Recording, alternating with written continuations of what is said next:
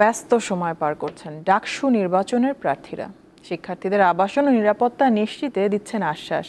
ছাত্রদল অভিযোগ করেছে তাদের বিরুদ্ধে মিথ্যাচার করা হচ্ছে।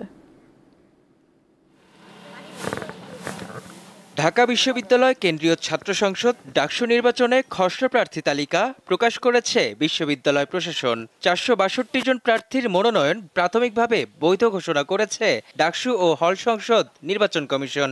এরপর জনসংযোগ শুরু করেন প্রার্থীরা। শনিবার অমর একুশে হলে শিক্ষার্থীদের সাথে কুশল বিনিময় শেষে ছাত্রদলের ভিপি ও জিএস প্রার্থীরা দাবি করেন তাদের বিরুদ্ধে গুজব ছড়ানো হচ্ছে।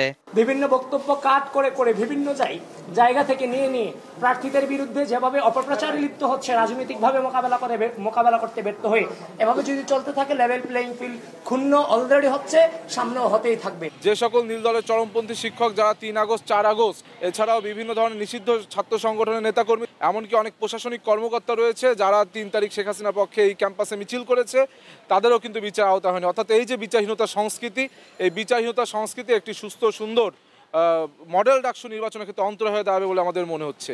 ডাকসু ফর চেঞ্জ প্যানেল থেকে ভিপি প্রার্থী বিন ইয়ামিন অভিযোগ করে বলেন নির্বাচন নিয়ে সূক্ষ্ম ষড়যন্ত্র চলছে। যারা বাইরে থাকেন তারা অনেকে হল আইডি কার্ড করেন নাই, তো সেক্ষেত্রে তারা তো ভোটার।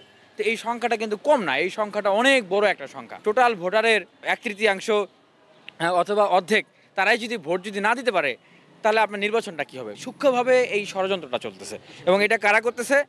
যারা এতদিন কিন্তু 11 মাসে ডাকসু হয়ে যাওয়ার কথা ছিল, যারা এই 11 মাসেও ডাকসুটা হইতে দেয় না, এখন তারা এই সূক্ষ্মভাবে এই জিনিসগুলো করে রাখতেছে। এদিকে প্রার্থিতা ফিরে পেতে 47 জনের মধ্যে 34 জন আবেদন করেছেন বলে জানান প্রধান রিটার্নিং কর্মকর্তা। এদের আবেদনপত্রগুলো নিয়ে আমাদের যে আপিল নিষ্পত্তি কমিটি আছে কালকে বসবে।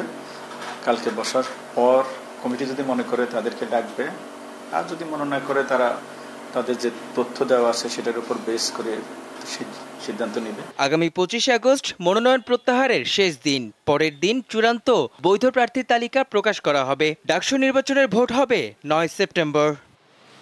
সময়ের সাথে সাথে ডাকসু নির্বাচন নিয়ে উত্তেজনা বাড়ছে ঢাকা বিশ্ববিদ্যালয় এলাকায়। দুই একটি অভিযোগ ছাড়া নির্বাচনী পরিবেশ নিয়ে সন্তুষ্ট প্রকাশ করেছে প্রার্থীরা। সুষ্ঠু নির্বাচন হলে জুলাই আকাঙ্ক্ষার প্রতিফলন ঘটবে, এমনটি প্রত্যাশা সাধারণ শিক্ষার্থীদের। মেহেদী হাসান, দীপ্ত সংবাদ, ঢাকা।